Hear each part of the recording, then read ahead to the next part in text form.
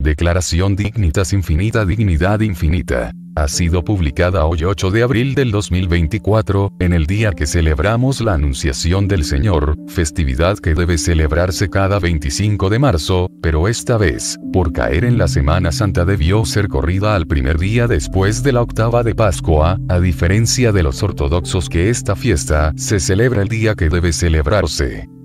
Este documento ha sido elaborado por el Dicasterio para la Doctrina de la Fe, durante 5 años, con 2 prefectos en el dicasterio. El actual es el controvertido cardenal argentino Víctor Manuel Fernández.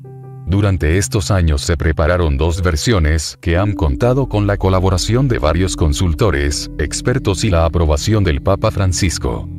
El documento se publica en la fecha que se conmemora el 75 aniversario de la Declaración Universal de los Derechos Humanos, derechos que se han diluido con el paso del tiempo y hasta son proscriptos en muchas partes del mundo, ya parecen ser mero anécdota, de lo que alguna vez hombres de buena voluntad querían para el mundo, que no existe más. Como la libertad de expresión, la libertad de culto, donde los católicos terminamos siendo unos de los más perseguidos en el mundo, y no solo en países no cristianos, sino principalmente en países que se proclaman cristianos, que tienen mayorías cristianas y donde unos pocos quieren imponer sus ideologías y odios, no permitiendo incluso que una persona tenga libertad de rezar donde quiera rezar, ni leer el Nuevo Testamento o la Biblia en las partes que a otros les molestan se lean, así lo hagan en sus templos durante sus cultos de adoración a Dios como es la Santa Misa. Declaración del Dicasterio para la Doctrina de la Fe Dignitas Infinitas sobre la dignidad humana. 8 de abril del 2024. Declaración Dignitas Infinitas sobre la dignidad humana. Presentación. En el Congreso del 15 de marzo del 2019, la entonces Congregación para la Doctrina de la Fe decidió iniciar la redacción de un texto subrayando lo imprescindible del concepto de dignidad de la persona humana en el seno de la antropología cristiana, e ilustrando el alcance y las implicaciones beneficiosas a nivel social, político y económico, teniendo en cuenta los últimos desarrollos del tema en el ámbito académico y sus comprensiones ambivalentes en el contexto actual. Un primer proyecto a este respecto, elaborado con la ayuda de algunos expertos durante el año 2019, fue considerado insatisfactorio, en una consulta restringida de la congregación, el 8 de octubre del mismo año. La sección doctrinal elaboró ex novo otro borrador del texto, basándose en las aportaciones de diversos expertos. Ese borrador fue presentado y debatido en una consulta restringida el 4 de octubre de 2021. En enero de 2022, el nuevo borrador se presentó a la sesión plenaria de la congregación, durante la cual los miembros acortaron y simplificaron el texto. El 6 de febrero de 2023, el nuevo texto corregido fue evaluado en una consulta restringida que propuso algunas modificaciones posteriores. La nueva versión se sometió a la valoración de la sesión ordinaria del Dicasterio, Feria Cuarto, el 3 de mayo de 2023. Los miembros acordaron que el documento, con algunas modificaciones, podía ser publicado. El Santo Padre aprobó los deliberata de esta Feria Cuarto en el curso de la audiencia concedida a mí el 13 de noviembre de 2023. En esa ocasión me pidió, además, resaltar en el texto algunas temáticas estrechamente relacionadas con el tema de la dignidad, como por ejemplo el drama de la pobreza, la situación de los emigrantes, las violencias contra las mujeres, la trata de personas, la guerra y otros. Para honrar lo mejor posible esta indicación del Santo Padre, la sección doctrinal del Dicasterio dedicó un congreso a profundizar en la carta encíclica Fratelli Tutti, que ofrece un análisis original y un estudio en profundidad del tema de la dignidad humana más allá de toda circunstancia. En una carta fechada el 2 de febrero de 2024, con vistas a la Feria Cuarta del 28 de febrero siguiente, se envió a los miembros del Dicasterio un nuevo borrador del texto, considerablemente modificado, con la siguiente aclaración. Esta nueva redacción se hizo necesaria para responder a una petición específica del Santo Padre. El Santo Padre había pedido explícitamente que se prestara mayor atención a las graves violaciones de la dignidad humana que se producen actualmente en nuestro tiempo, en la senda de la encíclica Fratelli Tutti. Así pues, la sección doctrinal tomó medidas para reducir la parte inicial, y elaborar con más detalle lo que el Santo Padre había indicado. La sesión ordinaria del Dicasterio aprobó finalmente el texto de la actual declaración el 28 de febrero de 2024. Durante la audiencia concedida a mí, junto con el secretario de la sección doctrinal, Monseñor Armando Mateo, el 25 de marzo de 2024, el Santo Padre aprobó esta declaración y ordenó su publicación. La elaboración del texto, que duró 5 años, nos permite comprender que estamos ante un documento que, debido a la seriedad y centralidad de la cuestión de la dignidad en el pensamiento cristiano, necesitó un considerable proceso de maduración para llegar a la redacción final que hoy publicamos. En las 3 primeras partes, la declaración recuerda los principios fundamentales y los supuestos teóricos para ofrecer importantes aclaraciones que puedan evitar las frecuentes confusiones que se producen en el uso del término dignidad. En la 4ª parte, presenta algunas situaciones problemáticas actuales en las que no se reconoce adecuadamente la inmensa e inalienable dignidad que corresponde a todo ser humano. La denuncia de estas graves y actuales violaciones de la dignidad humana es un gesto necesario, porque la Iglesia está profundamente convencida de que no se puede separar la fe de la defensa de la dignidad humana, la evangelización de la promoción de una vida digna y la espiritualidad del compromiso por la dignidad de todos los seres humanos. Esta dignidad de todos los seres humanos puede, de hecho, entenderse como infinita dignitas infinita, como afirmó San Juan Pablo II en un encuentro con personas que sufrían ciertas limitaciones o discapacidades, para mostrar cómo la dignidad de todos los seres humanos va más allá de todas las apariencias externas o características de la vida concreta de las personas. El Papa Francisco, en la encíclica Fratelli Tutti, ha querido subrayar con particular insistencia que esta dignidad existe más allá de toda circunstancia, invitando a todos a defenderla en cada contexto cultural, en cada momento de la existencia de una persona, independientemente de cualquier deficiencia física, psicológica, social o incluso moral. En este sentido, la declaración se esfuerza por mostrar que estamos ante una verdad universal, que todos estamos llamados a reconocer, como condición fundamental para que nuestras sociedades sean verdaderamente justas, pacíficas, sanas y, en definitiva, auténticamente humanas. La lista de temas elegidos por la declaración no es, ciertamente, exhaustiva. Sin embargo, los temas tratados son, precisamente, los que permiten expresar diversos aspectos de la dignidad humana que pueden estar oscurecidos en la conciencia de muchas personas hoy en día. Algunos serán fácilmente compartidos por distintos sectores de nuestras sociedades, otros no tanto. Sin embargo, todos nos parecen necesarios porque, en su conjunto, ayudan a reconocer la armonía y la riqueza del pensamiento sobre la dignidad que brota del Evangelio. Esta declaración no pretende agotar un tema tan rico y decisivo, pero pretende aportar algunos elementos de reflexión que nos ayudarán a tenerlo presente en el complejo momento histórico que vivimos para que, en medio de tantas preocupaciones y angustias, no perdamos el rumbo y nos expongamos a sufrimientos más lacerantes y profundos. Víctor Manuel Cardenal Fernández, Prefecto. Introducción. 1. Dignitas infinita, una dignidad infinita, que se fundamenta inalienablemente en su propio ser, le corresponde a cada persona humana, más allá de toda circunstancia y en cualquier estado o situación en que se encuentre. Este principio, plenamente reconocible incluso por la sola razón, fundamenta la primacía de la persona humana y la protección de sus derechos. La Iglesia, a la luz de la revelación, reafirma y confirma absolutamente esta dignidad ontológica de la persona humana, creada a imagen y semejanza de Dios y redimida en Cristo Jesús. De esta verdad extrae las razones de su compromiso con los que son más débiles y menos capacitados, insistiendo siempre sobre el primado de la persona humana y la defensa de su dignidad más allá de toda circunstancia. 2.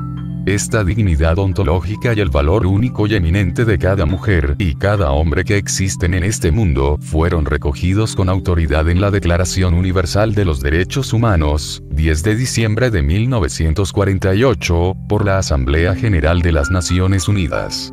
Al conmemorar el 75 aniversario de este documento, la Iglesia ve la oportunidad de proclamar una vez más su convicción de que, creado por Dios y redimido por Cristo, todo ser humano debe ser reconocido y tratado con respeto y amor, precisamente por su dignidad inalienable.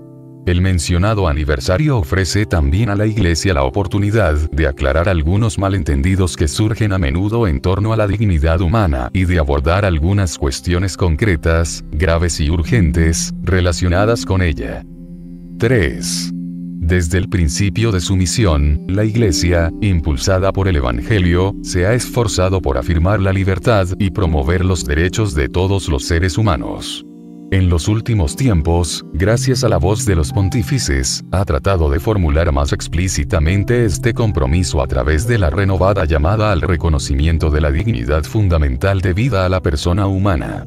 San Pablo VI decía: ninguna antropología iguala a la antropología de la Iglesia sobre la persona humana, incluso considerada individualmente, en cuanto a su originalidad, dignidad, intangibilidad y riqueza de sus derechos fundamentales, sacralidad, educabilidad, aspiración a un desarrollo completo e inmortalidad. 4.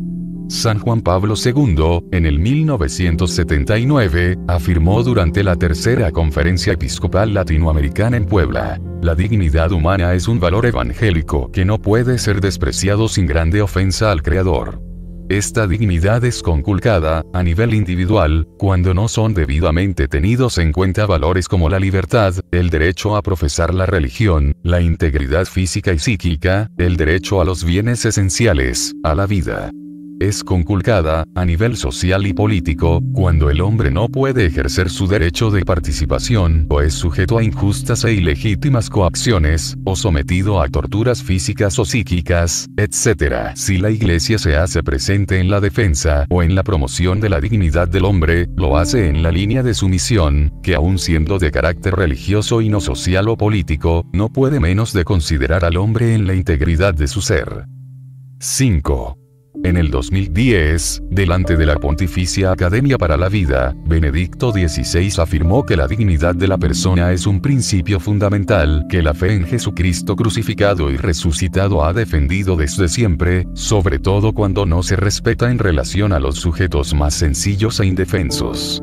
En otra ocasión, hablándoles a los economistas, dijo que la economía y las finanzas no existen solo para sí mismas. Son solo un instrumento, un medio. Su finalidad es únicamente la persona humana y su realización plena en la dignidad. Este es el único capital que conviene salvar. 6.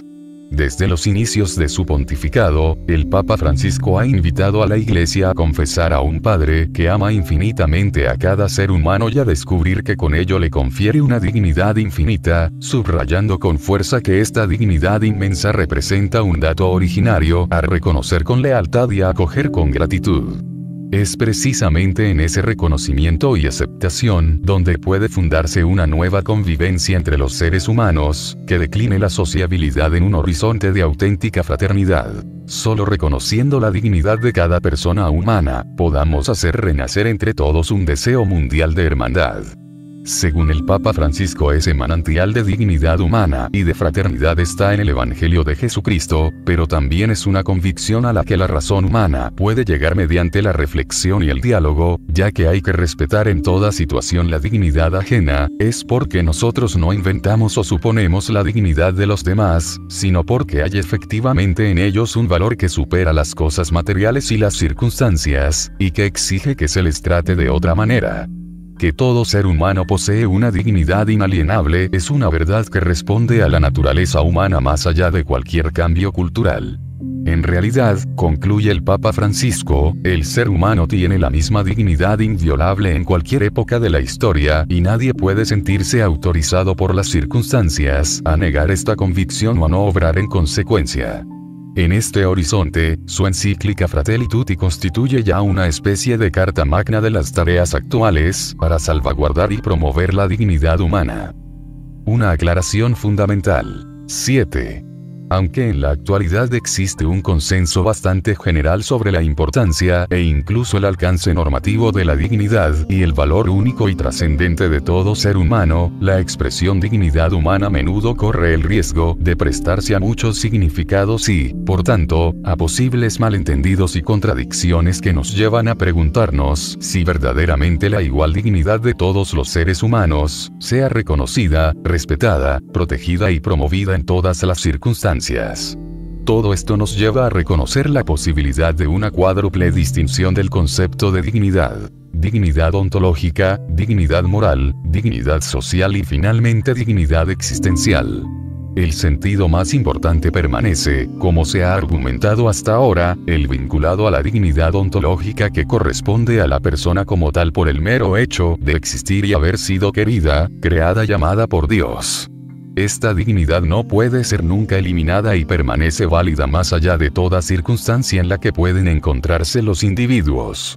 Cuando se habla de la dignidad moral se refiere, como se acaba de considerar, al ejercicio de la libertad por parte de la criatura humana. Esta última, aunque dotada de conciencia, permanece siempre abierta a la posibilidad de actuar contra ella. Al hacerlo, el ser humano se comporta de un modo que no es digno de su naturaleza de criatura amada por Dios y llamada a amar a los otros. Pero esta posibilidad existe. Y no solo eso. La historia nos atestigua que el ejercicio de la libertad contra la ley del amor revelada por el Evangelio puede alcanzar cotas incalculables de mal infligido a los otros. Cuando esto sucede, nos encontramos ante personas que parecen haber perdido todo rastro de humanidad, todo rastro de dignidad. A este respecto, la distinción introducida aquí nos ayuda a discernir con precisión entre el aspecto de la dignidad moral, que de hecho puede perderse, y el aspecto de la dignidad ontológica que nunca puede ser anulada. Y es precisamente en razón de esta última que se deberá trabajar con todas las fuerzas, para que todos los que han hecho el mal puedan arrepentirse y convertirse. 8. Quedan otras dos posibles acepciones de dignidad, social y existencial. Cuando hablamos de dignidad social nos referimos a las condiciones en las que vive una persona. En la pobreza extrema, por ejemplo, cuando no se dan las condiciones mínimas para que una persona viva de acuerdo con su dignidad ontológica, se dice que la vida de esa persona pobre es una vida indigna. Esta expresión no indica en modo alguno un juicio hacia la persona, al contrario, quiere destacar el hecho de que su dignidad inalienable se contradice por la situación en la que se ve obligada a vivir. La última acepción es la de la dignidad existencial. Hoy se habla cada vez con más frecuencia de una vida digna y de una vida indigna. Y con esta expresión nos referimos a situaciones de tipo existencial. Por ejemplo, al caso de una persona que, aun no faltándole, aparentemente, nada de esencial para vivir, por diversas razones, le resulta difícil vivir con paz, con alegría y con esperanza.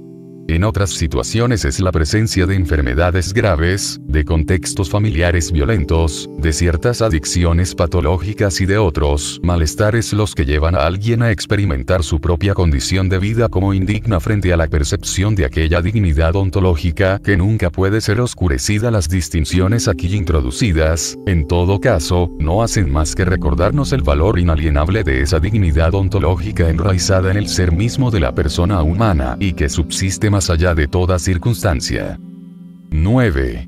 Por último, conviene recordar aquí que la definición clásica de la persona como sustancia individual de naturaleza racional explícita el fundamento de su dignidad. En efecto, en cuanto sustancia individual, la persona goza de dignidad ontológica, es decir, en el nivel metafísico del ser mismo. Es un sujeto que, habiendo recibido la existencia de Dios, subsiste, es decir, ejerce la existencia autónomamente. En realidad, la palabra racional engloba todas las capacidades del ser humano, tanto la cognitiva como la volitiva, amar, elegir, desear. El término racional incluye también todas las capacidades corporales íntimamente relacionadas con las anteriores. La expresión naturaleza indica las condiciones propias del ser humano que hacen posibles las diversas operaciones y experiencias. La naturaleza es el principio del obrar. El ser humano no crea su naturaleza, la posee como un don recibido y puede cultivar, desarrollar y enriquecer sus capacidades. En el ejercicio de su libertad para cultivar las riquezas de su propia naturaleza, la persona humana se construye a sí misma con el paso del tiempo. Aunque, debido a diversas limitaciones o condiciones, no pueda utilizar estas capacidades, la persona siempre subsiste como sustancia individual con toda su dignidad inalienable. Esto ocurre, por ejemplo, en un niño no nacido, en una persona inconsciente, en un anciano en agonía. 1. Una conciencia progresiva de la centralidad de la dignidad humana. 10. Ya en la antigüedad clásica se perfila una primera intuición con respecto a la dignidad humana, que procede de una perspectiva social. Cada ser humano viene revestido de una dignidad particular, según su rango y dentro de un orden determinado.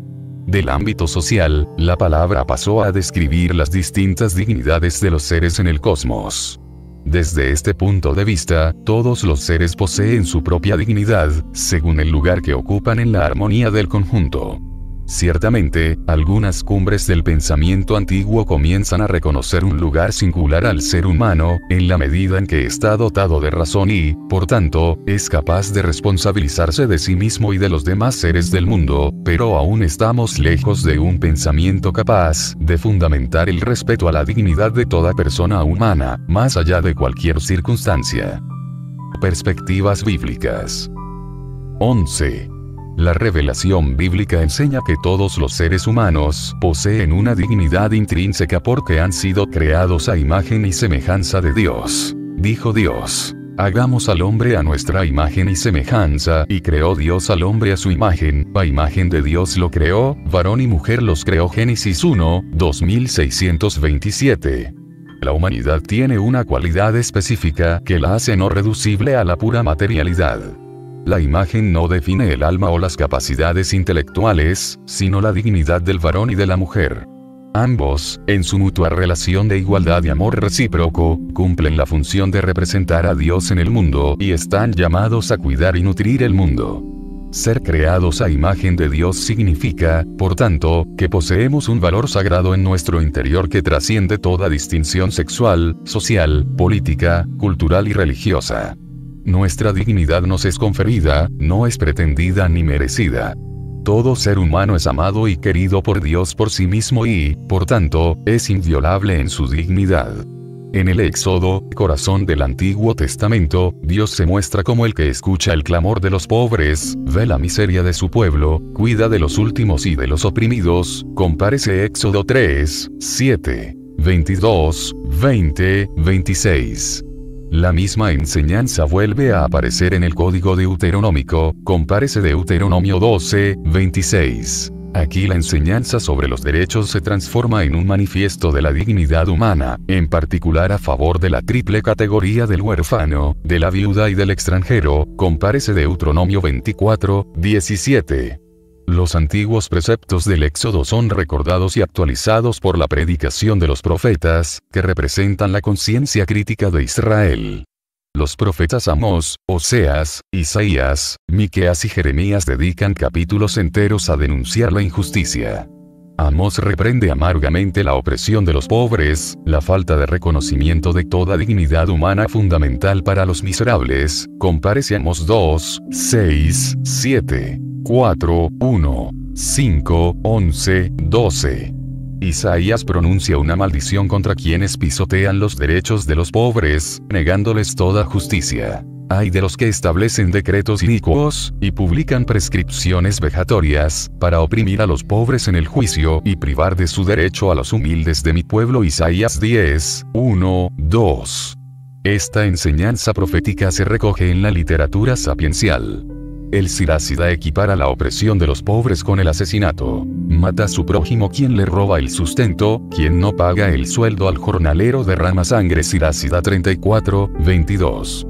En los Salmos, la relación religiosa con Dios pasa por la defensa de los débiles y necesitados. Proteged al desvalido y al huérfano, haced justicia al humilde y al necesitado, defended al pobre y al indigente, sacándolos de las manos del culpable. Salmos 82, 3, 4. 12. Jesús nació y creció en condiciones humildes, y reveló la dignidad de los necesitados y los trabajadores.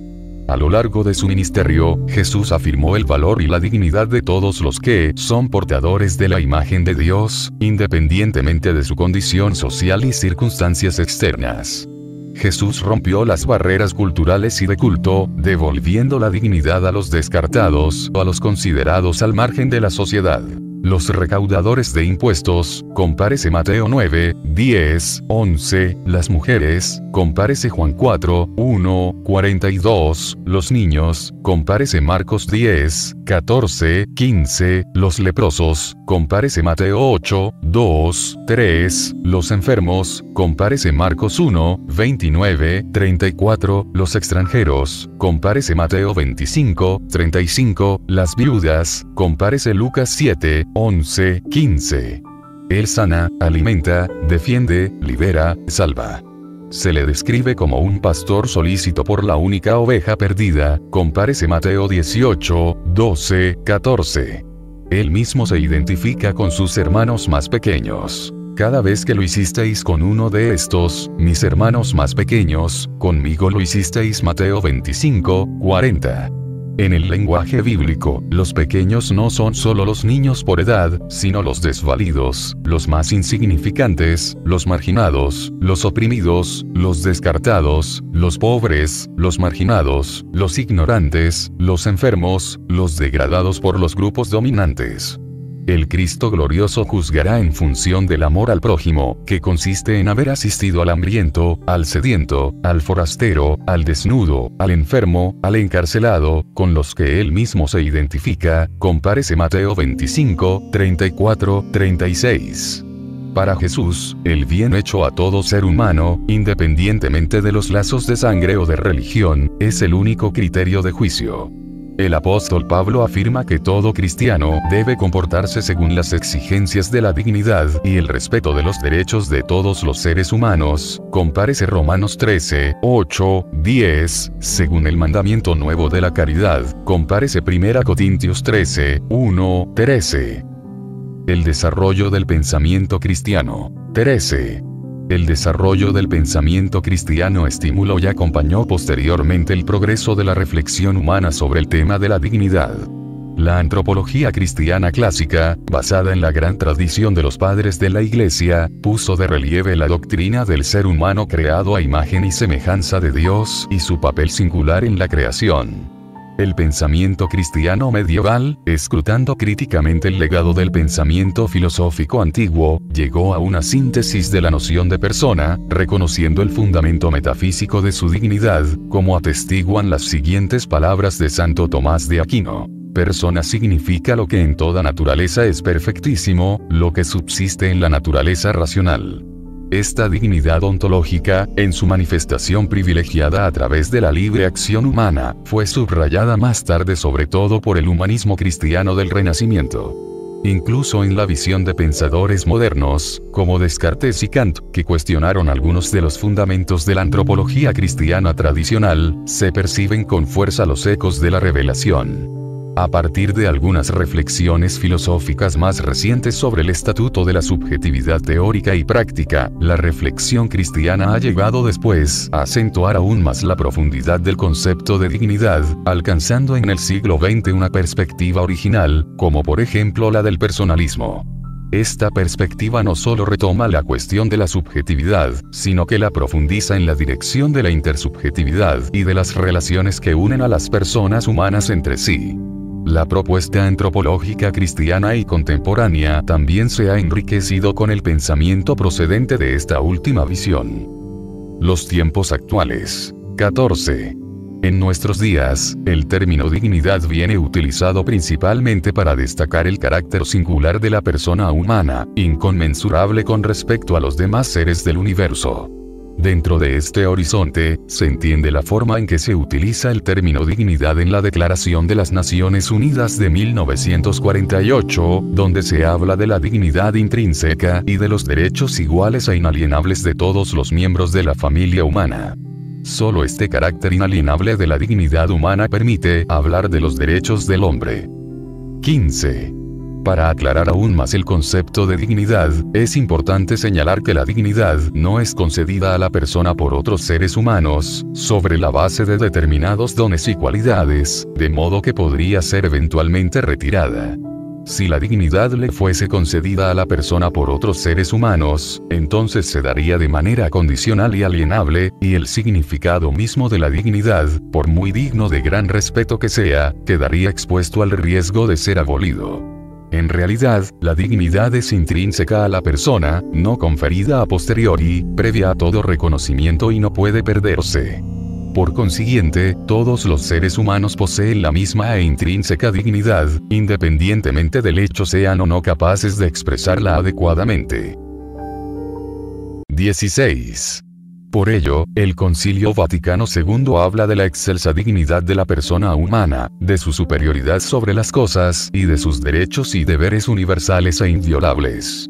Como recuerda el incipit de la Declaración Conciliar Dignitatis Humanae, los hombres de nuestro tiempo se hacen cada vez más conscientes de la dignidad de la persona humana, y aumenta el número de aquellos que exigen que los hombres en su actuación gocen y usen del propio criterio y libertad responsables, guiados por la conciencia del deber y no movidos por la coacción.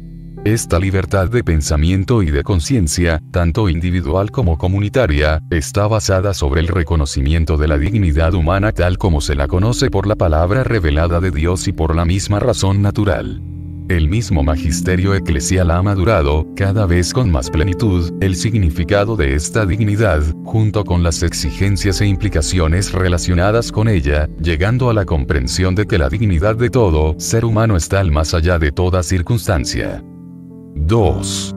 La Iglesia anuncia, promueve y se hace garante de la dignidad humana. 17. La Iglesia proclama la igual dignidad de todos los seres humanos, independientemente de su condición de vida o de su calidad. Este anuncio se apoya sobre una triple convicción que, a la luz de la fe cristiana, confiere un valor inconmensurable a la dignidad humana y refuerza sus exigencias intrínsecas. Una imagen de Dios indeleble. 18. Antes que nada, según la revelación, la dignidad del ser humano proviene del amor de su Creador, que ha impreso en él los rasgos indelebles de su imagen, compárese Génesis 1, 26, llamándolo a conocerlo, a amarlo y a vivir en una relación de alianza con Dios mismo y de fraternidad, justicia y paz con todos los demás hombres y mujeres. En esta visión, la dignidad se refiere no solo al alma, sino a la persona como unidad inseparable, y por tanto también inherente a su cuerpo, que a su manera participa del ser imagen de Dios de la persona humana, y está llamado también a compartir la gloria del alma en la bienaventuranza divina. Cristo eleva la dignidad del hombre. 19.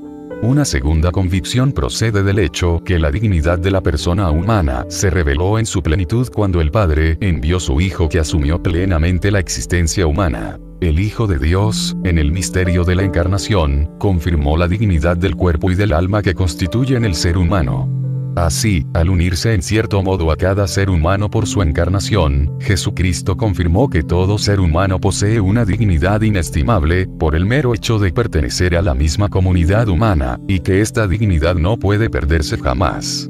Proclamando que el reino de Dios pertenece a los pobres, a los humildes, a quienes son despreciados, a los que sufren en el cuerpo y en el espíritu, curando todo tipo de enfermedades y dolencias, incluso las más deshumanizadoras como la lepra, afirmando que lo que se hace a estas personas se le hace a Él, porque Él está presente en esas personas. Jesús aportó la gran novedad del reconocimiento de la dignidad de toda persona, y también, y sobre todo, de aquellas personas que eran calificadas de indignas. Este nuevo principio de la historia humana, por el que el ser humano es más digno de respeto y amor cuanto más débil, miserable y sufriente, hasta el punto de perder la propia figura humana, ha cambiado la faz del mundo, dando lugar a instituciones que se ocupan de personas en condiciones inhumanas. Los neonatos abandonados, los huérfanos, los ancianos en soledad, los enfermos mentales, personas con enfermedades incurables o graves malformaciones, y aquellos que viven en la calle. Una vocación a la plenitud de la dignidad. 20. La tercera convicción se refiere al destino último del ser humano. Tras la creación y la encarnación, la resurrección de Cristo nos revela un ulterior aspecto de la dignidad humana. En efecto, la razón más alta de la dignidad humana consiste en la vocación del hombre a la unión con Dios, destinada a durar por siempre.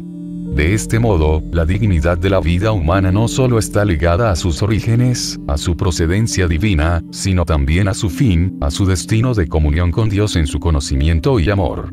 A la luz de esta verdad, San Ireneo precisa y completa su exaltación del hombre. El hombre que vive es gloria de Dios, pero la vida del hombre consiste en la visión de Dios. 21. Por consiguiente, la Iglesia cree y afirma que todos los seres humanos, creados a imagen y semejanza de Dios y recreados en el Hijo hecho hombre, crucificado y resucitado, están llamados a crecer bajo la acción del Espíritu Santo para reflejar la gloria del Padre, en aquella misma imagen, participando de la vida eterna. Compárese Juan 10. 15, 17, 22, 24. Segunda de Corintios 3, 18. Efesios 1, 3, 14. En efecto, la revelación manifiesta la dignidad de la persona humana en toda su amplitud. Un compromiso con la propia libertad. 22. Aunque cada ser humano posee una dignidad inalienable e intrínseca desde el principio de su existencia como don irrevocable, depende de su decisión libre y responsable expresarla y manifestarla en plenitud o empañarla. Algunos padres de la Iglesia, como San Ireneo o San Juan Damasceno, establecieron una distinción entre la imagen y la semejanza de las que habla el Génesis, permitiendo así una visión dinámica de la propia dignidad humana. La imagen de Dios se confía a la libertad del ser humano para que, bajo la guía y la acción del Espíritu, crezca su semejanza con Dios y cada persona alcance su máxima dignidad. Cada persona está llamada a manifestar en el plano existencial y moral el horizonte ontológico de su dignidad, en la medida en que con su propia libertad se orienta hacia el verdadero bien, como respuesta al amor de Dios. Así, en la medida en que ha sido creada a imagen de Dios, por una parte, la persona humana nunca pierde su dignidad y nunca deja de estar llamada a abrazar libremente el bien. Por otra parte, en la medida en que la persona humana responde al bien, su dignidad puede manifestarse, crecer y madurar libre, dinámica y progresivamente. Esto significa que también el ser humano debe esforzarse por vivir a la altura de su dignidad. Se comprende entonces en qué sentido el pecado puede herir y ensombrecer la dignidad humana, como acto contrario a ella, pero, al mismo tiempo, que nunca puede borrar el hecho que el ser humano ha sido creado a imagen de Dios. La fe, por tanto, contribuye decisivamente a ayudar a la razón en su percepción de la dignidad humana, y a acoger, consolidar y clarificar sus rasgos esenciales, como ha señalado Benedicto XVI. Sin la ayuda correctora de la religión, la razón puede ser también presa de distorsiones, como cuando es manipulada por las ideologías o se aplica de forma parcial en detrimento de la consideración plena de la dignidad de la persona humana. Después de todo, dicho abuso de la razón fue lo que provocó la trata de esclavos en primer lugar y otros muchos males sociales, en particular la difusión de las ideologías totalitarias del siglo XX. 3. La dignidad, fundamento de los derechos y de los deberes humanos. 23. Como ya recordó el Papa Francisco, en la cultura moderna, la referencia más cercana al principio de la dignidad inalienable de la persona es la Declaración Universal de los Derechos del Hombre, que San Juan Pablo II definió piedra miliar puesta en el largo y difícil camino del género humano, y como una de las más altas expresiones de la conciencia humana. Para resistir a los intentos de alterar o eliminar el significado profundo de esa declaración, vale la pena recordar algunos principios esenciales que deben siempre respetarse. El respeto incondicionado de la dignidad humana. 24. En primer lugar, aunque cada vez hay más conciencia de la cuestión de la dignidad humana, sigue habiendo hoy muchos malentendidos sobre el concepto de dignidad, que distorsionan su significado. Algunos proponen que es mejor utilizar la expresión dignidad personal y derechos de la persona, en lugar de dignidad humana y derechos del hombre, porque entienden por persona solo un ser capaz de razonar. En consecuencia, sostienen que la dignidad y los derechos se infieren de la capacidad de conocimiento y libertad, de las que no todos los seres humanos están dotados. Así pues, el niño no nacido no tendría dignidad personal, ni el anciano incapacitado, ni los discapacitados mentales. La Iglesia, por el contrario, insiste en el hecho de que la dignidad de toda persona humana, precisamente porque es intrínseca, permanece más allá de toda circunstancia, y su reconocimiento no puede depender, en modo alguno, del juicio sobre la capacidad de una persona para comprender y actuar libremente. De lo contrario, la dignidad no sería como tal inherente a la persona, independiente de sus condicionamientos y, por tanto, merecedora de un respeto incondicional. Solo mediante el reconocimiento de la dignidad intrínseca del ser humano, que nunca puede perderse, desde la concepción hasta la muerte natural, puede garantizarse a esta cualidad un fundamento inviolable y seguro. Sin referencia ontológica alguna, el reconocimiento de la dignidad humana oscilaría a merced de valoraciones diversas y arbitrarias. La única condición, por tanto, para que pueda hablarse de dignidad por sí misma inherente a la persona es que ésta pertenezca a la especie humana, por lo que los derechos de la persona son los derechos humanos. Una referencia objetiva para la libertad humana. 25. En segundo lugar, a veces también se abusa del concepto de dignidad humana para justificar una multiplicación arbitraria de nuevos derechos, muchos de los cuales suelen ser contrarios a los definidos originalmente y no pocas veces se ponen en contradicción con el derecho fundamental a la vida, como si hubiera que garantizar la capacidad de expresar y realizar cada preferencia individual o deseo subjetivo. La dignidad se identifica entonces con una libertad aislada e individualista, que pretende imponer como derechos, garantizados y financiados por la comunidad, ciertos deseos y preferencias que son subjetivas. Pero la dignidad humana no puede basarse en estándares meramente individuales, ni identificarse únicamente con el bienestar psicofísico del individuo. Al contrario, la defensa de la dignidad del ser humano se fundamenta en las exigencias constitutivas de la naturaleza humana, que no dependen ni de la arbitrariedad individual ni del reconocimiento social. Los deberes que se derivan del reconocimiento de la dignidad del otro y los correspondientes derechos que de ello se derivan tienen, por tanto, un contenido concreto y objetivo, basado en la naturaleza humana común. Sin esa referencia objetiva, el concepto de dignidad queda sometido de hecho a las más diversas arbitrariedades, así como en los intereses de poder. La estructura relacional de la persona humana. 26. La dignidad de la persona humana, a la luz del carácter relacional de la persona, ayuda también a superar la perspectiva reductiva de una libertad autorreferencial e individualista, que pretende crear los propios valores, prescindiendo de las normas objetivas del bien y de la relación con los demás seres vivos. Cada vez más, de hecho, se corre el riesgo de restringir la dignidad humana a la capacidad de decidir discrecionalmente sobre uno mismo y sobre su propio destino, independientemente del de los demás, sin tener en cuenta la pertenencia a la comunidad humana. En esta concepción tan errónea de la libertad, los deberes y los derechos no pueden reconocerse mutuamente para que cuidemos unos de otros. En realidad, como recuerda San Juan Pablo II, la libertad es puesta al servicio de la persona y de su realización mediante el don de sí misma y la acogida del otro. Sin embargo, cuando la libertad es absolutizada en clave individualista, se vacía de su contenido original y se contradice en su misma vocación y dignidad. 27.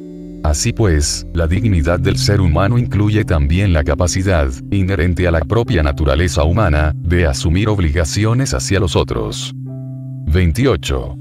La diferencia entre el ser humano y el resto de los otros seres vivos, que resalta gracias al concepto de dignidad, no debe hacernos olvidar la bondad de los demás seres creados, que existen no solo en función del ser humano, sino también con un valor propio y, por tanto, como dones que le han sido confiados para que custodiados y cultivados. Así, mientras se reserva al ser humano el concepto de dignidad, se debe afirmar al mismo tiempo la bondad creatural del resto del cosmos. Como subrayaba el Papa Francisco, precisamente por su dignidad única y por estar dotado de inteligencia, el ser humano está llamado a respetar lo creado con sus leyes internas. Toda criatura posee su bondad y su perfección propias. Las distintas criaturas, queridas en su ser propio, reflejan, cada una a su manera, un rayo de la sabiduría y de la bondad infinitas de Dios. Por esto, el hombre debe respetar la bondad propia de cada criatura, para evitar un uso desordenado de las cosas. Todavía más, hoy nos vemos obligados a reconocer que solo es posible sostener un antropocentrismo situado. Es decir, reconocer que la vida humana es incomprensible e insostenible sin las demás criaturas. Desde esta perspectiva, no es irrelevante para nosotros que desaparezcan tantas especies, que la crisis climática ponga en riesgo la vida de tantos seres. Pertenece, de hecho, a la dignidad del hombre el cuidado del ambiente, teniendo en cuenta en particular aquella ecología humana que preserva su misma existencia. La liberación del ser humano de condicionamientos morales y sociales. 29. Estos requisitos previos básicos, por muy necesarios que sean, no bastan para garantizar el crecimiento de una persona en coherencia con su dignidad.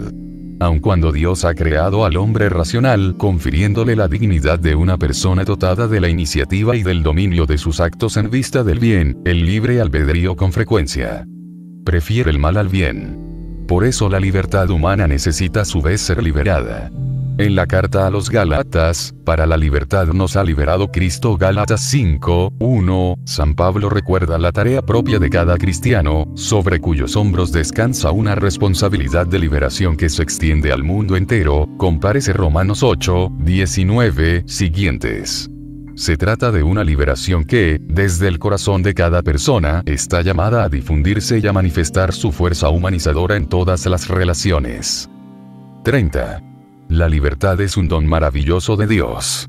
Incluso cuando nos atrae con su gracia, Dios lo hace de tal manera que nuestra libertad nunca se ve violentada.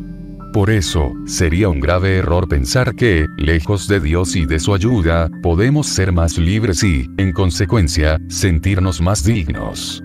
Desvinculada de su Creador, nuestra libertad solo puede debilitarse y oscurecerse. Lo mismo ocurre si la libertad se imagina como independiente de cualquier referencia que no sea ella misma y se percibe como una amenaza a cualquier relación con una verdad precedente. Como consecuencia, también fracasará el respeto por la libertad y la dignidad de los demás.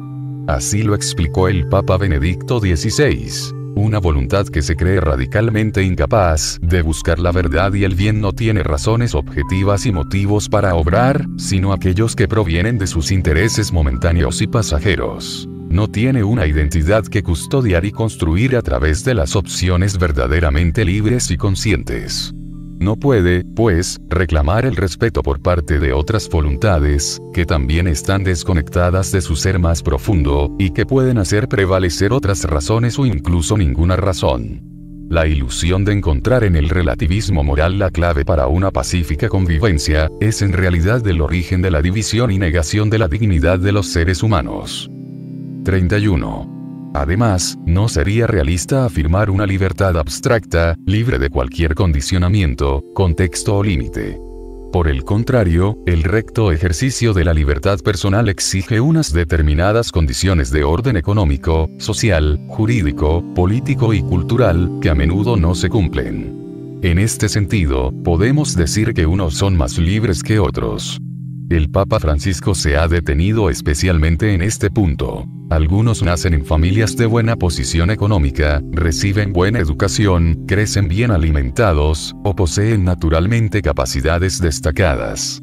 Ellos seguramente no necesitarán un Estado activo y solo reclamarán libertad. Pero evidentemente no cabe la misma regla para una persona con discapacidad, para alguien que nació en un hogar extremadamente pobre, para alguien que creció con una educación de baja calidad y con escasas posibilidades de curar adecuadamente sus enfermedades. Si la sociedad se rige primariamente por los criterios de la libertad de mercado y de la eficiencia, no hay lugar para ellos, y la fraternidad será una expresión romántica más. Por lo tanto, es indispensable comprender que la liberación de las injusticias promueve la libertad y la dignidad humana en todos los niveles y relaciones de las acciones humanas.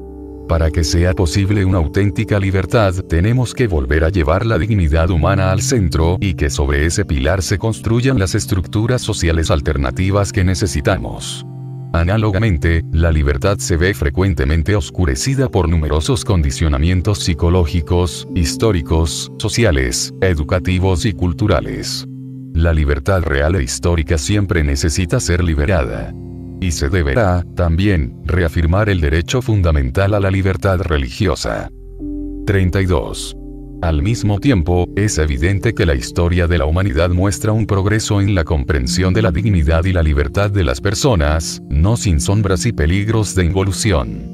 Testigo de ello es la creciente aspiración, también por influencia cristiana, que sigue siendo fermento incluso en una sociedad cada vez más secularizada, a erradicar el racismo, la esclavitud y la marginación de mujeres, niños, enfermos y personas con discapacidad. Pero este arduo camino dista mucho de haber terminado. 4. Algunas violaciones graves de la dignidad humana. 33. A la luz de las reflexiones hechas hasta ahora sobre la centralidad de la dignidad humana, esta última sección de la declaración aborda algunas violaciones concretas y graves de la misma. Lo hace con el espíritu propio del magisterio de la Iglesia, que ha encontrado su expresión plena en el magisterio de los últimos pontífices, como ya se ha recordado. Por ejemplo, el Papa Francisco, por una parte, no se cansa de pedir el respeto de la dignidad humana. Todo ser humano tiene derecho a vivir con dignidad y a desarrollarse integralmente, y ese derecho básico no puede ser negado por ningún país.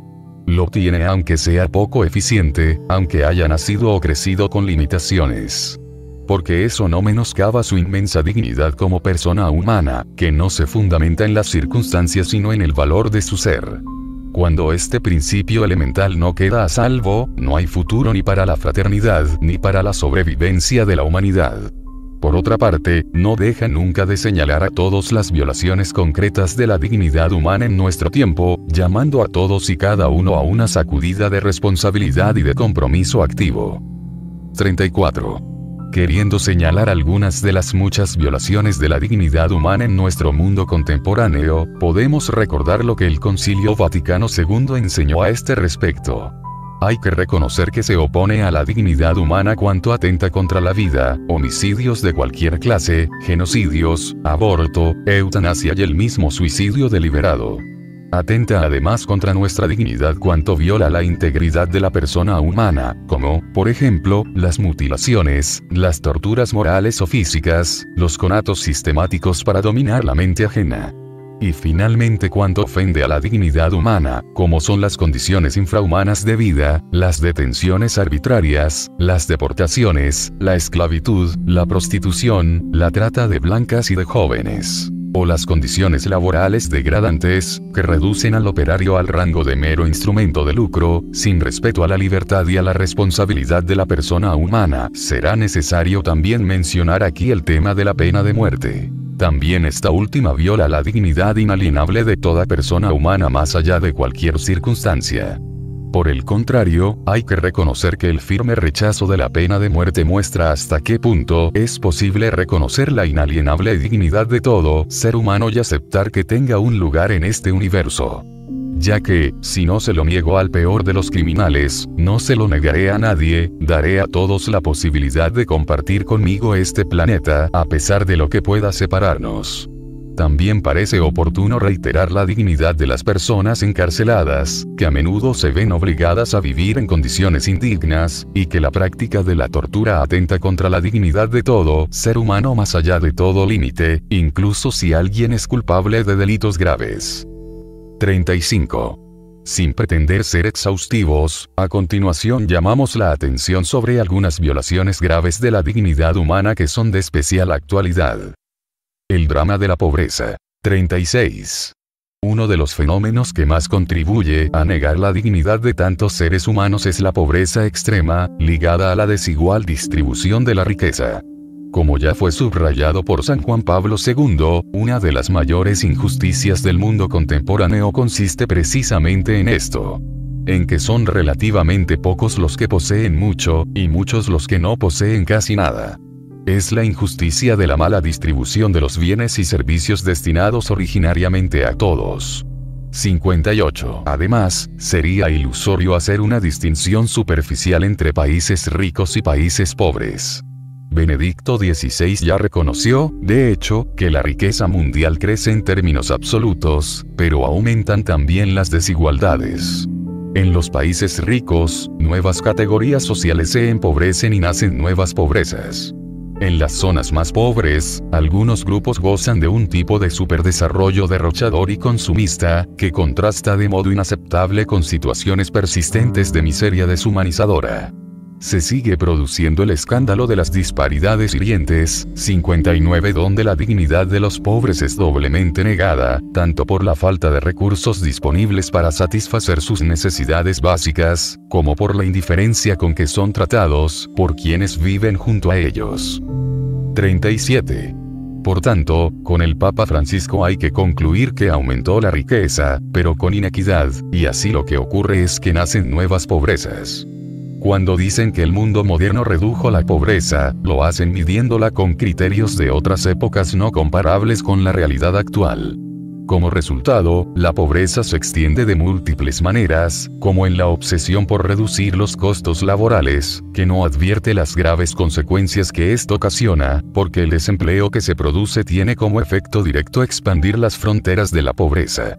Entre estos destructores efectos del imperio del dinero, se debe reconocer que no existe peor pobreza que aquella que priva del trabajo y de la dignidad del trabajo.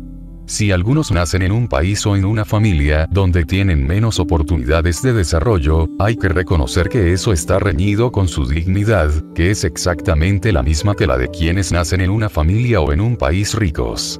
Todos somos responsables, aunque en diversos grados, de esta flagrante desigualdad. La guerra. 38. Otra tragedia que niega la dignidad humana es la que provoca la guerra, hoy como en todos los tiempos. Guerras, atentados, persecuciones por motivos raciales o religiosos, y tantas afrentas contra la dignidad humana van multiplicándose dolorosamente en muchas regiones del mundo, hasta asumir las formas de la que podría llamar una tercera guerra mundial en etapas. Con su estela de destrucción y dolor, la guerra atenta contra la dignidad humana a corto y largo plazo, incluso reafirmando el derecho inalienable a la legítima defensa, así como la responsabilidad de proteger a aquellos cuya existencia está amenazada. Debemos admitir que la guerra siempre es una derrota de la humanidad. Ninguna guerra vale las lágrimas de una madre que ha visto a su hijo mutilado o muerto. Ninguna guerra vale la pérdida de la vida, aunque sea de una sola persona humana, ser sagrado, creado a imagen y semejanza del Creador. Ninguna guerra vale el envenenamiento de nuestra casa común. Y ninguna guerra vale la desesperación de los que están obligados a dejar su patria y son privados, de un momento a otro, de su casa y de todos los vínculos familiares, de amistad, sociales y culturales que se han construido, a veces a través de generaciones. Todas las guerras, por el mero hecho de contradecir la dignidad humana, son conflictos que no resolverán los problemas, sino que los aumentarán. Esto es aún más grave en nuestra época, en la que se ha convertido en normal que, fuera del campo de batalla, mueran tantos civiles inocentes. 39. En consecuencia, aún hoy la Iglesia no puede dejar de hacer suyas las palabras de los pontífices, repitiendo con San Pablo VI, nunca jamás guerra. Nunca jamás guerra. Y pidiendo, junto a San Juan Pablo II, a todos en nombre de Dios y en nombre del hombre, no matéis. No preparéis a los hombres destrucciones y exterminio. Pensad en vuestros hermanos que sufren hambre y miseria. Respetad la dignidad y la libertad de cada uno. Precisamente en nuestro tiempo, este es el grito de la Iglesia y de toda la humanidad. Por último, el Papa Francisco subraya que no podemos pensar en la guerra como solución, debido a que los riesgos probablemente siempre serán superiores a la hipotética utilidad que se le atribuya. Ante esta realidad, hoy es muy difícil sostener los criterios racionales madurados en otros siglos para hablar de una posible guerra justa. Nunca más la guerra. Como la humanidad vuelve a caer a menudo en los mismos errores del pasado, para construir la paz es necesario salir de la lógica de la legitimidad de la guerra. La íntima relación que existe entre fe y dignidad humana hace contradictorio que se fundamente la guerra sobre convicciones religiosas. Quien invoca el nombre de Dios para justificar el terrorismo, la violencia y la guerra, no sigue el camino de Dios. La guerra en nombre de la religión es una guerra contra la religión misma. El trabajo de los emigrantes. 40. Los emigrantes están entre las primeras víctimas de las múltiples formas de pobreza. No es solo que su dignidad viene negada en sus países, sino que su misma vida es puesta en riesgo porque no tienen los medios para crear una familia, para trabajar o para alimentarse. Una vez llegados a los países que deberían poder recibirlos, no son considerados suficientemente dignos para participar en la vida social como cualquier otro, y se olvida que tienen la misma dignidad intrínseca de cualquier persona. Nunca se dirá que no son humanos, pero, en la práctica, con las decisiones y el modo de tratarlos, se expresa que se los considera menos valiosos, menos importantes, menos humanos. Por tanto, es siempre urgente recordar que todo emigrante es una persona humana que, en cuanto tal, posee derechos fundamentales inalienables que han de ser respetados por todos y en cualquier situación. Su acogida es una forma importante y significativa de defender la inalienable dignidad de cada persona humana más allá de su origen, color o religión. La trata de personas. 41. La trata de personas también debe considerarse una grave violación de la dignidad humana. Esto no constituye una novedad, pero su desarrollo adquiere dimensiones trágicas que están a la vista de todos, por lo que el Papa Francisco lo ha denunciado en términos particularmente enérgicos. Reafirmo que la trata de personas es una actividad innoble, una vergüenza para nuestras sociedades que se consideran civilizadas. Explotadores y clientes a todos los niveles deberían hacer un serio examen de conciencia ante sí mismos y ante Dios. La Iglesia renueva hoy su fuerte llamamiento para que se defienda siempre la dignidad y la centralidad de toda persona, en el respeto de los derechos fundamentales, como destaca su doctrina social, y pide que los derechos se extiendan realmente allí donde no se los reconoce a millones de hombres y mujeres en todos los continentes. En un mundo en el que se habla mucho de derechos, ¿cuántas veces se ultraja de hecho la dignidad humana? En un mundo donde se habla tanto de derechos, parece que el dinero es el único que los tiene. Queridos hermanos y hermanas, vivimos en un mundo donde manda el dinero. Vivimos en un mundo, en una cultura donde reina el fetichismo del dinero. 42. Por estos motivos, la Iglesia y la humanidad no deben abandonar la lucha contra fenómenos como el comercio de órganos y tejidos humanos, explotación sexual de niños y niñas, trabajo esclavo, incluyendo la prostitución, tráfico de drogas y de armas, terrorismo y crimen internacional organizado. Es tal la magnitud de estas situaciones y el grado de vidas inocentes que va cobrando, que hemos de evitar toda tentación de caer en un nominalismo declaracionista con efecto tranquilizador en las conciencias. Debemos cuidar que nuestras instituciones sean realmente efectivas en la lucha contra todos estos flagelos. Ante formas tan diversas y brutales de negación de la dignidad humana, es necesario ser cada vez más conscientes de que la trata de personas es un crimen contra la humanidad. Niega en sustancia la dignidad humana al menos de dos formas. Desfigura la humanidad de la víctima, ofendiendo su libertad y su dignidad. Pero, al mismo tiempo, deshumaniza a quienes la llevan a cabo. Los abusos sexuales. 43. La profunda dignidad inherente al ser humano en su totalidad de mente y cuerpo nos permite comprender también por qué todo abuso sexual deja profundas cicatrices en el corazón de quienes lo sufren. Estos están, de hecho, heridos en su dignidad humana. Se trata de sufrimientos que pueden llegar a durar toda la vida y a los que ningún arrepentimiento puede poner remedio. Este fenómeno está muy difundido en la sociedad, afecta también a la Iglesia y representa un serio obstáculo para su misión.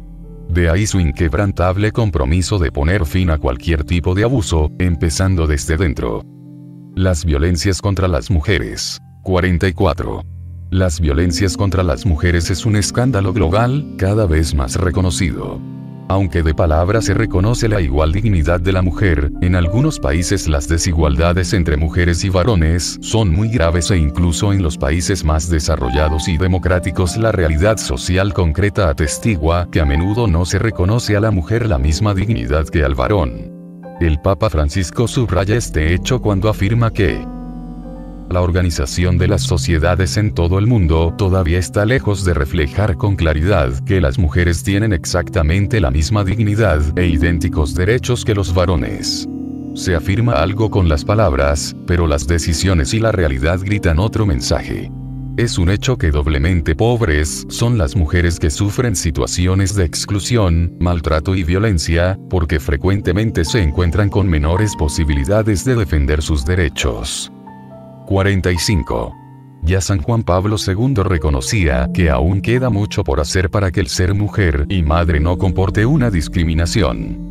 Es urgente alcanzar en todas partes la efectiva igualdad de los derechos de la persona y por tanto igualdad de salario respecto a igualdad de trabajo, tutela de la trabajadora madre, justas promociones en la carrera, igualdad de los esposos en el derecho de familia, reconocimiento de todo lo que va unido a los derechos y deberes del ciudadano en un régimen democrático. Las desigualdades en estos aspectos son distintas formas de violencia. También recordó que es hora de condenar con determinación, empleando los medios legislativos apropiados de defensa, las formas de violencia sexual que con frecuencia tienen por objeto a las mujeres. En nombre del respeto de la persona, no podemos además no denunciar la difundida cultura hedonística y comercial que promueve la explotación sistemática de la sexualidad, induciendo a chicas incluso de muy joven edad a caer en los ambientes de la corrupción y hacer un uso mercenario de su cuerpo. Entre las formas de violencia ejercidas contra las mujeres, ¿cómo no mencionar la coacción al aborto, que afecta tanto a la madre como al hijo, tan a menudo para satisfacer el egoísmo de los varones? Y cómo no mencionar también la práctica de la poligamia que, como recuerda el Catecismo de la Iglesia Católica, es contraria a la igual dignidad de mujeres y varones y también es contraria al amor conyugal que es único y exclusivo. 46. Es este horizonte de violencia contra las mujeres, no se condenará nunca de forma suficiente el fenómeno del feminicidio. En este frente, el compromiso de toda la comunidad internacional debe ser sólido y concreto, como ha reiterado el Papa Francisco. El amor a María nos tiene que ayudar a generar actitudes de reconocimiento y gratitud frente a la mujer, frente a nuestras madres y abuelas, que son un bastión en la vida de nuestras ciudades. Casi siempre silenciosas llevan la vida adelante. Es el silencio y la fuerza de la esperanza. Gracias por su testimonio, pero mirando a las madres y a las abuelas, quiero invitarlos a luchar contra una plaga que afecta a nuestro continente americano: los numerosos casos de feminicidio. Y son muchas las situaciones de violencia que quedan silenciadas detrás de tantas paredes. Los invito a luchar contra esta fuente de sufrimiento, pidiendo que se promueva una legislación y una cultura de repudio a toda forma de violencia. El aborto. 47. La Iglesia no cesa de recordar que la dignidad de todo ser humano tiene un carácter intrínseco y vale desde el momento de su concepción hasta su muerte natural. Precisamente la afirmación de tal dignidad es el presupuesto irrenunciable para la tutela de una existencia personal y social, y también la condición necesaria para que la fraternidad y la amistad social puedan realizarse en todos los pueblos de la tierra. Sobre la base de este valor intangible de la vida humana, el magisterio eclesial se ha siempre pronunciado contra el aborto. Al respecto escribe San Juan Pablo II: entre todos los delitos que el hombre puede cometer contra la vida, el aborto procurado presenta características que lo hacen particularmente grave e ignominioso hoy. Sin embargo, la percepción de su gravedad se ha ido debilitando progresivamente en la conciencia de muchos. La aceptación del aborto en la mentalidad, en las costumbres y en la misma ley es señal evidente de una peligrosísima crisis del sentido moral, que es cada vez más incapaz de distinguir entre el bien y el mal, incluso cuando está en juego el derecho fundamental a la vida.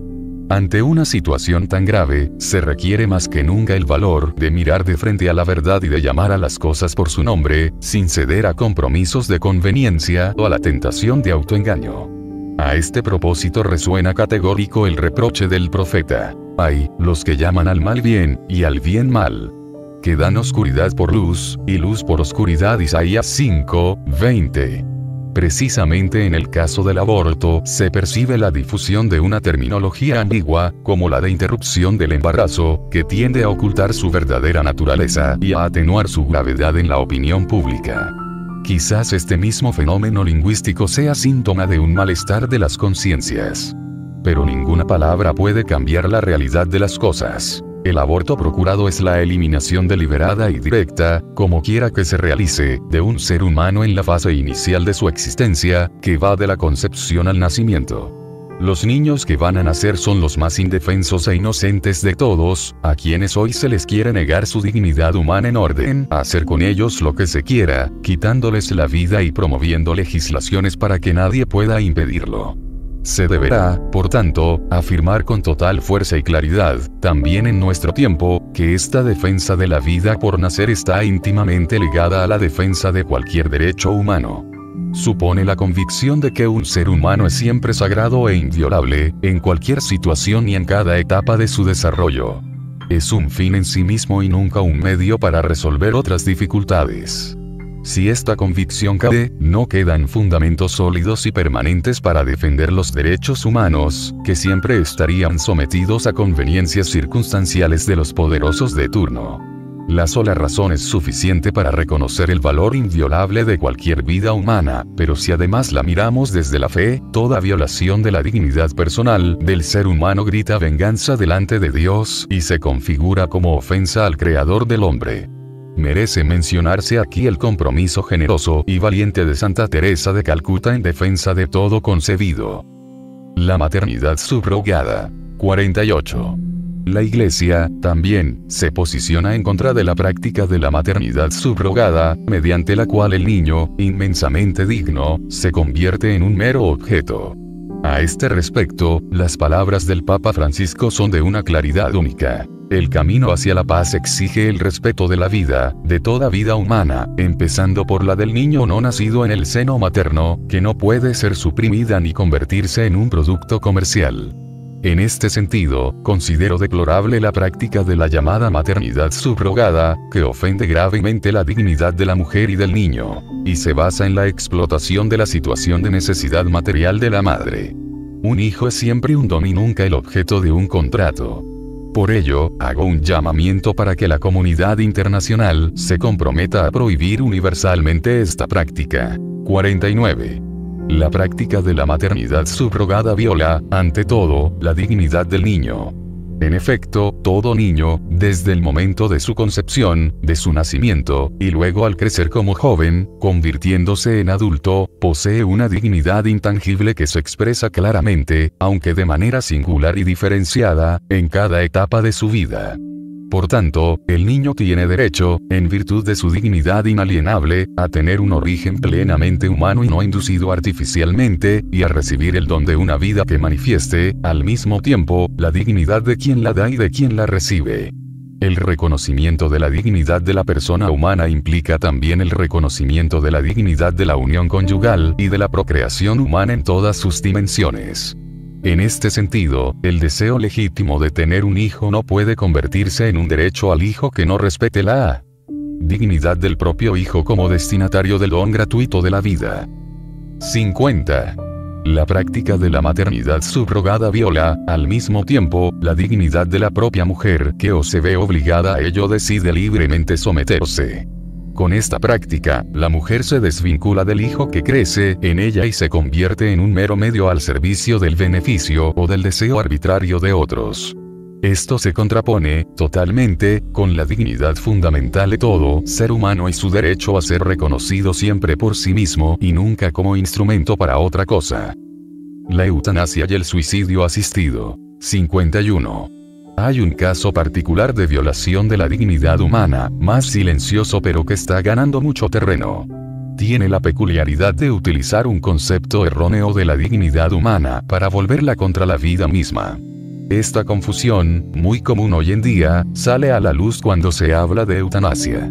Por ejemplo, las leyes que reconocen la posibilidad de la eutanasia o el suicidio asistido se denominan a veces leyes de muerte digna. Está muy extendida la idea de que la eutanasia o el suicidio asistido son compatibles con el respeto a la dignidad de la persona humana. Frente a este hecho, hay que reafirmar con fuerza que el sufrimiento no hace perder al enfermo esa dignidad que le es intrínseca e inalienablemente propia, sino que puede convertirse en una oportunidad para reforzar los lazos de pertenencia mutua y tomar mayor conciencia de lo preciosa que es cada persona para el conjunto de la humanidad. 52. Ciertamente, la dignidad del enfermo, en condiciones críticas o terminales, exige que todos realicen los esfuerzos adecuados y necesarios para aliviar su sufrimiento mediante unos cuidados paliativos apropiados y evitando cualquier encarnizamiento terapéutico o intervención desproporcionada. Estos cuidados responden al constante deber de comprender las necesidades del enfermo. Necesidad de asistencia, de alivio del dolor, necesidades emotivas, afectivas y espirituales. Pero tal esfuerzo es totalmente distinto, diferente, incluso contrario a la decisión de eliminar la propia vida o la de los demás bajo el peso del sufrimiento. La vida humana, incluso en su condición dolorosa, es portadora de una dignidad que debe respetarse siempre, que no puede perderse y cuyo respeto permanece incondicional. En efecto, no hay condiciones en ausencia de las cuales la vida humana deje de ser digna y pueda, por tanto, suprimirse. La vida tiene la misma dignidad y el mismo valor para todos y cada uno. El respeto de la vida del otro es el mismo que se debe a la propia existencia. Ayudar al suicida a quitarse la vida es, por tanto, una ofensa objetiva contra la dignidad de la persona que lo pide, aunque con ello se cumpliese su deseo. Debemos acompañar a la muerte, pero no provocar la muerte o ayudar cualquier forma de suicidio. Recuerdo que se debe privilegiar siempre el derecho al cuidado y al cuidado para todos, para que los más débiles, en particular los ancianos y los enfermos, nunca sean descartados. La vida es un derecho, no la muerte, que debe ser acogida, no suministrada. Y este principio ético concierne a todos, no solo a los cristianos o a los creyentes. Como ya se ha dicho, la dignidad de cada persona, por débil o sufriente que sea, implica a la dignidad de todos. El descarte de las personas con discapacidad. 53. Un criterio para verificar la atención real a la dignidad de cada individuo es, obviamente, la atención prestada a los más desfavorecidos. Nuestro tiempo, por desgracia, no se distingue mucho por esa atención. En verdad, se está imponiendo una cultura del descarte. Para contrarrestar esta tendencia, merece especial atención y solicitud la condición de quienes se encuentran en situación de déficit físico o psíquico. Esta condición de especial vulnerabilidad, tan relevante en los relatos evangélicos, cuestiona universalmente lo que significa ser una persona humana, precisamente desde un estado de deficiencia o discapacidad. La cuestión de la imperfección humana tiene también claras implicaciones desde el punto de vista sociocultural, ya que, en algunas culturas, las personas con discapacidad sufren a veces marginación, cuando no opresión, al ser tratadas como auténticos descartados. En realidad, todo ser humano, sea cual sea su condición de vulnerabilidad, recibe su dignidad por el hecho mismo de ser querido y amado por Dios. Por estas razones, debe fomentarse en la medida de lo posible la inclusión y la participación activa en la vida social y eclesial de todos aquellos que, de alguna manera, están marcados por la fragilidad o la discapacidad. 54. En una perspectiva más amplia, se deberá recordar que la caridad, corazón del espíritu de la política, es siempre un amor preferencial por los últimos, que está detrás de todas las acciones que se realicen a su favor los pobres, preocuparse de la fragilidad de los pueblos y de las personas.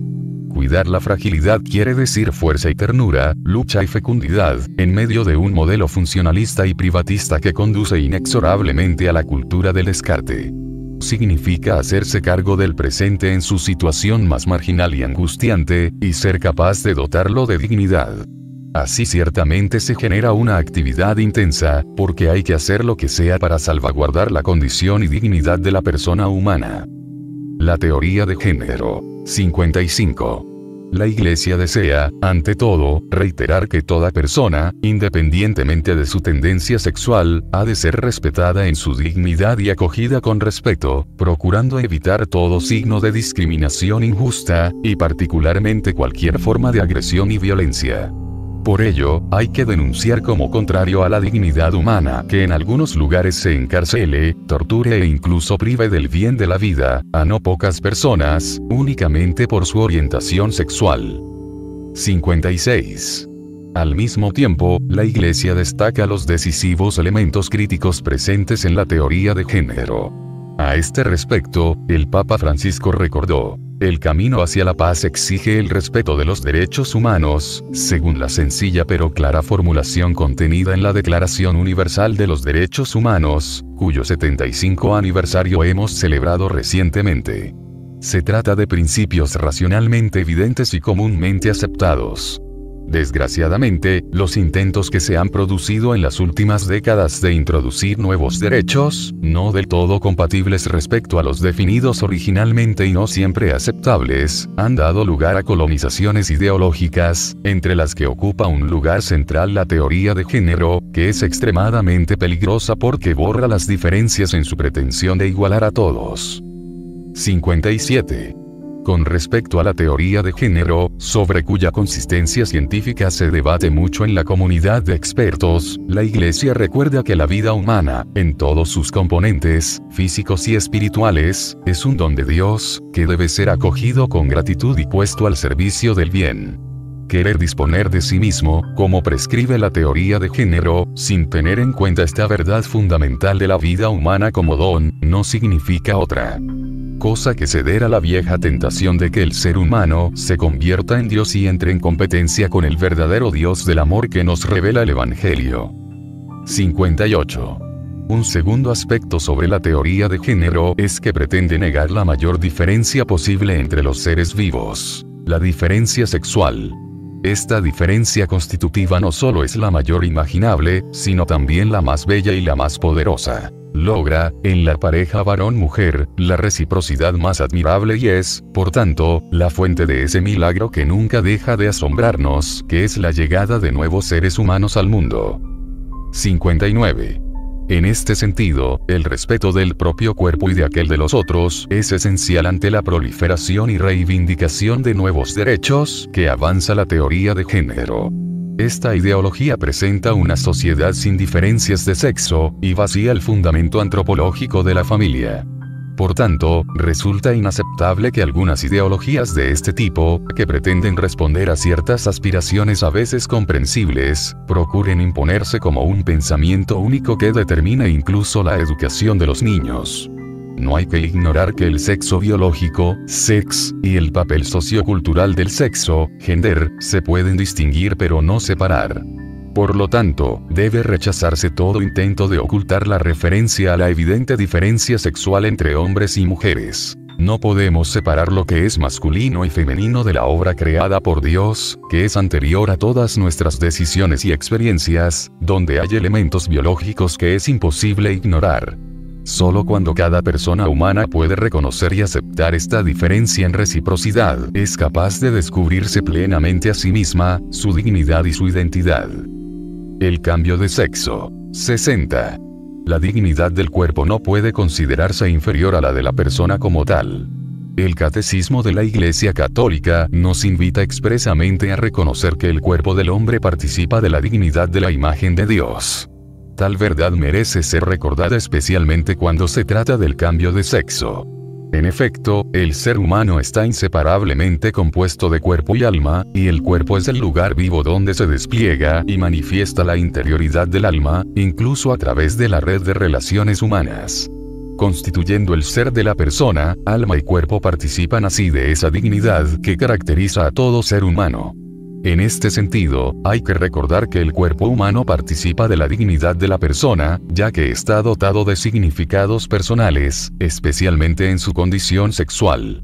Es en el cuerpo, de hecho, donde cada persona se reconoce generada por los demás, y es a través de su cuerpo que el varón y la mujer pueden establecer una relación de amor capaz de generar a otras personas. Sobre la necesidad de respetar el orden natural de la persona humana, el Papa Francisco enseña que lo creado nos precede y debe ser recibido como don. Al mismo tiempo, somos llamados a custodiar nuestra humanidad, y eso significa ante todo aceptarla y respetarla como ha sido creada. De ahí que toda operación de cambio de sexo, por regla general, corra el riesgo de atentar contra la dignidad única que la persona ha recibido desde el momento de la concepción. Esto no significa que se excluya la posibilidad que una persona afectada por anomalías genitales, que ya son evidentes al nacer o que se desarrollan posteriormente, pueda optar por recibir asistencia médica con el objetivo de resolver esas anomalías. En este caso, la operación no constituiría un cambio de sexo en el sentido que aquí se entiende. La violencia digital. 61. El avance de las tecnologías digitales, aunque ofrece muchas posibilidades para promover la dignidad humana, tiende cada vez más a crear un mundo en el que crecen la explotación, la exclusión y la violencia, que pueden llegar a atentar contra la dignidad de la persona humana. Basta pensar en lo fácil que es, a través de estos medios, poner en peligro la buena reputación de cualquier persona con noticias falsas y calumnias. Sobre este punto el Papa Francisco subraya que no es sano confundir la comunicación con el mero contacto virtual. De hecho, el ambiente digital también es un territorio de soledad, manipulación, explotación y violencia, hasta llegar al caso extremo del dark web. Los medios de comunicación digitales pueden exponer al riesgo de dependencia, de aislamiento y de progresiva pérdida de contacto con la realidad concreta, obstaculizando el desarrollo de relaciones interpersonales auténticas. Nuevas formas de violencia se difunden mediante los social media, por ejemplo el ciberacoso. La web también es un canal de difusión de la pornografía y de explotación de las personas para fines sexuales o mediante el juego de azar. Y así es como, allí donde crecen las posibilidades de conexión, ocurre paradójicamente que todo el mundo se encuentra en realidad cada vez más aislado y empobrecido de relaciones interpersonales. En la comunicación digital se quiere mostrar todo y cada individuo se convierte en objeto de miradas que hurgan, desnudan y divulgan, frecuentemente de manera anónima. El respeto al otro se hace pedazos y, de esa manera, al mismo tiempo que lo desplazo, lo ignoro y lo mantengo lejos, sin pudor alguno puedo invadir su vida hasta el extremo. Estas tendencias representan el lado oscuro del progreso digital. 62. Desde esta perspectiva, si la tecnología ha de estar al servicio de la dignidad humana y no perjudicarla, y si ha de promover la paz en lugar de la violencia, la comunidad humana debe ser proactiva a la hora de abordar estas tendencias respetando la dignidad humana y promover el bien. En este mundo globalizado los medios de comunicación pueden ayudar a que nos sintamos más cercanos los unos de los otros, a que percibamos un renovado sentido de unidad de la familia humana que nos impulse a la solidaridad y al compromiso serio por una vida más digna para todos. Pueden ayudarnos en esta tarea, especialmente hoy, cuando las redes de la comunicación humana han alcanzado niveles de desarrollo inauditos. En particular, Internet puede ofrecer mayores posibilidades de encuentro y de solidaridad entre todos. Y esto es algo bueno, es un don de Dios. Pero es necesario verificar constantemente que las actuales formas de comunicación nos orienten efectivamente al encuentro generoso, a la búsqueda sincera de la verdad íntegra, al servicio, a la cercanía con los últimos, a la tarea de construir el bien común. Conclusión. 63. En el 75 aniversario de la promulgación de la Declaración Universal de los Derechos Humanos, 1948, el Papa Francisco reiteró que ese documento es como una vía maestra, sobre la que se han dado muchos pasos adelante, pero faltan todavía tantos, y a veces, desafortunadamente, se vuelve atrás. El compromiso con los derechos humanos nunca se acaba. A este respecto, estoy cerca de todos aquellos que, sin proclamas, en la vida concreta de cada día, luchan y pagan en persona por defender los derechos de los que no cuentan. 64. Es en este espíritu, con esta declaración, en el que la Iglesia exhorta ardientemente a que el respeto de la dignidad de la persona humana, más allá de toda circunstancia, se sitúe en el centro del compromiso por el bien común y de todo ordenamiento jurídico. En efecto, el respeto de la dignidad de todos y de cada uno, es la base indispensable para la existencia misma de toda sociedad que pretenda fundarse en el derecho justo y no en la fuerza del poder. Es sobre la base del reconocimiento de la dignidad humana como se sostienen los derechos humanos fundamentales, que preceden y sustentan toda convivencia civilizada. 65. cada persona individual y, al mismo tiempo, cada comunidad humana tiene, por tanto, la tarea de la realización concreta y efectiva de la dignidad humana, mientras que corresponde a los estados no solo protegerla, sino también garantizar las condiciones necesarias para que florezca en la promoción integral de la persona humana. En la actividad política hay que recordar que más allá de toda apariencia, cada uno es inmensamente sagrado y merece nuestro cariño y nuestra entrega. 66. También hoy, ante tantas violaciones de la dignidad humana, que amenazan gravemente el futuro de la humanidad, la Iglesia no cesa de alentar la promoción de la dignidad de toda persona humana, cualesquiera que sean sus cualidades físicas, psíquicas, culturales, sociales y religiosas. Lo hace con esperanza, y segura de la fuerza que brota de Cristo resucitado, que ha llevado ya a su plenitud definitiva la dignidad integral de todo varón y de toda mujer. Esta certeza se convierte en un llamamiento en las palabras del Papa Francisco a cada uno de nosotros. A cada persona de este mundo le pido que no olvide esa dignidad suya que nadie tiene derecho a quitarle. El sumo pontífice Francisco, en la audiencia concedida al suscrito prefecto junto al secretario para la sección doctrinal del Dicasterio para la Doctrina de la Fe, el día de 25 de marzo de 2024, ha aprobado la presente declaración, decidida en la sesión ordinaria de este dicasterio con fecha 28 de febrero de 2024, y ha ordenado su publicación. Dado en Roma, en la sede del Dicasterio para la Doctrina de la Fe, el 2 de abril de 2024, 19º aniversario de la muerte de San Juan Pablo II. Víctor Manuel Cardenal Fernández, prefecto. Monseñor Armando Mateo, secretario para la sección doctrinal. Exaudientía día 25 de marzo de 2024. Franciscus.